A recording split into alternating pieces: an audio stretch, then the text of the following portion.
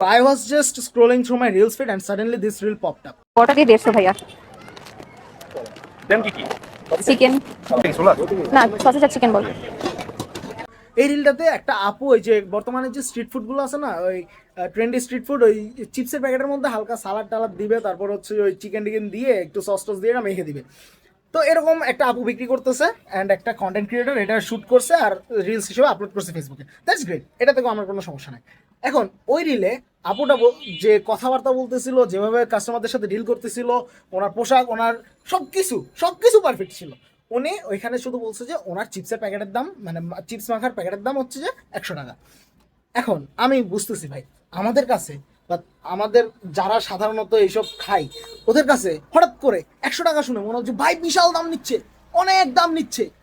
But literally বলতেছে ভাই এত দাম নিচ্ছে না। আমি এটা নিয়ে কেন বলতেছি, তার কারণ হচ্ছে যে এই ভিডিওটার কমেন্ট বক্সে, আপনার যে রিলটা আপলোড করছে ওই কন্টেন্ট ক্রিয়েটর, ওই ভিডিওর কমেন্ট বক্সে কিছু বান্দের কিছু মাদারফাকার কমেন্ট করছে যে 100 টাকা দিয়ে তো তোরাও কেউ খাবে না। মানে ওই আপুরে মিন করে বলতেছে, কি মিন করে বলছে ওটা তোমরা বুঝতেছো।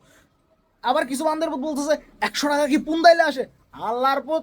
আচ্ছা, তারা পরে রিপ্লাই দেয়। আরেকটা কমেন্টের কথা বলি, ওখানে বলতেছে যে দুধ মাখা হবে, কি মিন করে বলছে এটা তোমরা জানো, ইউ অল নো গাইস, যে ও কি মিন করে বলতেছে।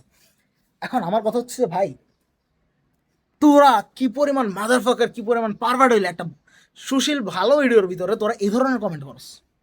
এমন না যে খুব খারাপ, উনি একদম চেস্ট মেস্ট দেখাই একদম ইয়া পয়রা তোর সামনে এগুলা ব্যস্ত আছে না, এরকম না। খুব ভদ্রভাবে উনি ডিসেন্টভাবে কথা বলতেছে, হ্যাঁ ডিসেন্টভাবে ডিল করতেছে, আমার কোনো কিছুই খারাপ লাগে না এখানে।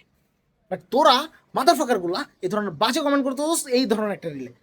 তার উপর যারা বলতেছিস দুধ, বান্দের পর তোর মারে গিয়া বল, তোর বোনরে যায় বল, তোর বোনরে তোর মারা যায় বল যে ওই চিপসের প্যাকেটের ভিতরে একটুখানি ওদের ব্রেস্ট মিল্ক দিতে। খানকে খানচাবির পোলা মাদার ফাকার বান্দের বোধ। এই যে বান্দের বোধ বলতেছিস 100 টাকা দিয়ে এই চিপস সেলাররে কেউ খাবে না, হ্যাঁ যে বলতেছিস যে চিপসের দাম 100 টাকা না, চিপস মানে যে বানাচ্ছে ওই আপুর দাম 100 টাকা। বান্দের পর তোর বাপ, সরি তোর মা, তোর বোন কি 100 টাকা দিয়ে নিজের ভাড়া দেয় হালার পথ? এই বেটা বান্দের পথ। তোর তোর তোরা তোদের তোরা হচ্ছে যে ফিউচারের রেপিস্ট বান্দের পথ তোরা। আর যে বান্দির পোলা কইসুস যে ভাই 150 টাকা কি পুন্দায়, সরি 100 টাকা কি পুন্দাইলে ইয়ে মানুষের যখন টেকায় কামড়ে তখন যে 100 টাকা দিয়ে চিপস মাখা খায়, বাল মাখা এই সেই বান্দের পর। তোর যদি হ্যাডাম না থাকে তুই খাইস না। তোরে খাইতে কইছে কি এটা আমার কো, তোরে খাইতে যে বান্দির বলা তোরে খাইতে কইছে ওই বান্দির বলা আগে উল্টা করে ফোন মার, তারপরে তুই আয় বান্দের বোধ। তোর যদি হ্যাডাম না থাকে, তোর যদি 100 টাকা দিয়ে এটা খাইতে মন না চায়, তুই খাবি না, তুই খাইস না, তুই এটা ধারে কাছে চাইস না, তুই এই রিয়েলি দেখিস না, তুই স্কিপ করে যা। তুই ডাইরেক্ট আনইন্টারেস্ট, সরি নো ইন্টারেস্ট না আনইন্টারেস্ট কি একটা জানে আসে না, ওইটা মাইরা দে, তুই এটা দেখিসই না বান্দের বোধ।